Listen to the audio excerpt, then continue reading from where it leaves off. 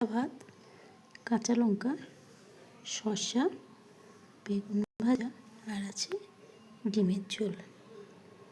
তো চলো, আমার বাবু একটা ডিম পোষায় না, কারণ ডিম আমার প্রচণ্ড ফেভারিট।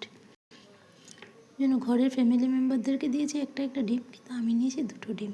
দেখছো কেমন লাল লাল ঝোল বানিয়ে নিয়েছি, বাটিটার নিচে ভাত লেগে গেছে। তো চলো, বেশি দেরি করে লাভ নেই, খাওয়াটা শুরু করি, তাই কি না?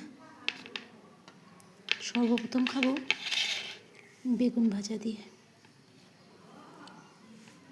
আর কাঁচা লঙ্কা তো আমার ভীষণ ফেভারিট, তোমরা জানোই।